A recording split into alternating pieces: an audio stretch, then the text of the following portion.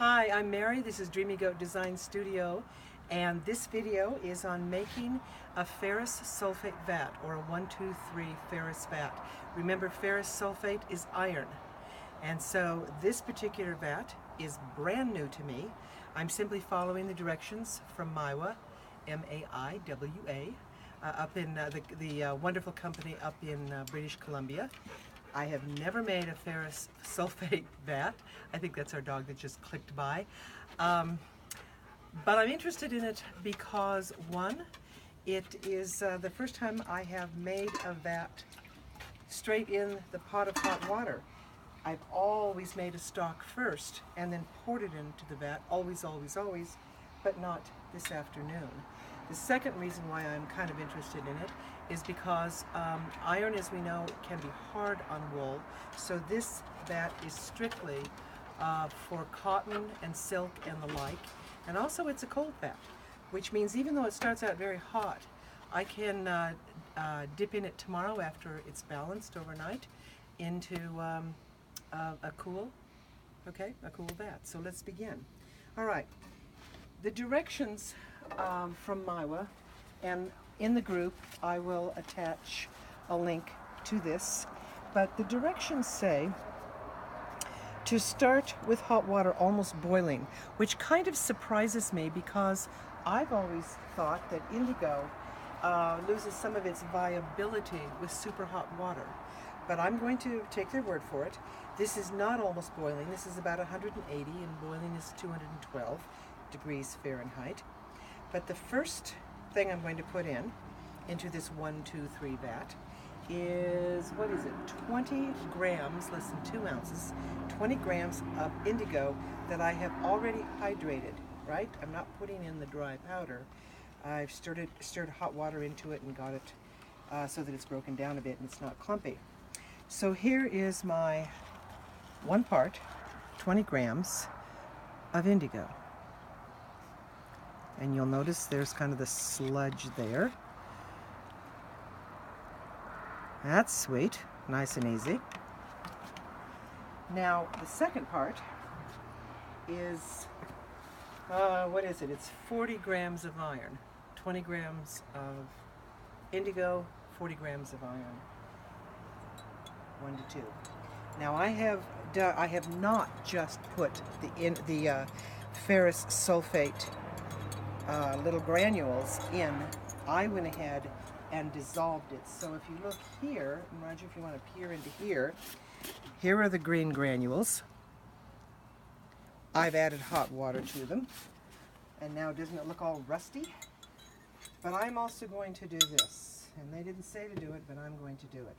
I am going to pour, and boy, there are a lot of little last of summer flies out here. I'm going to pour this through a sieve and some light toweling, paper toweling, and I'm doing that because if there are any clumps of iron in there, like you can see a little bit of the residual in the glass, I don't want that to go in here because what happens is it can attach to the fiber and spot the fiber. So it might be overly cautious, but that's okay. All right, so let me just give it a little bit of a stir now. We have our indigo and our iron, and now we're going to do part 3 in the 1-2-3 vat, and we're going to put in 3 parts calcium hydroxide. So if it's 20 grams, 40 grams, it'll now be 60 grams of the calcium hydroxide. So this takes longer. I believe this will take longer to assimilate. And slowly stir it in. Yeah, it takes a little while. Now what I'm going to do, once this is all in, is I'm going to stir for a while, let it set, stir it again. This is per the directions that Maiwa gives us. And then I'm going to let it set overnight.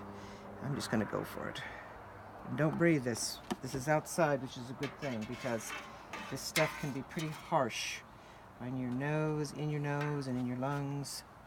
So we're just going to stir a little bit more, let this break down, Keep it going in one way, the stirring that is, and try not to introduce any bubbles.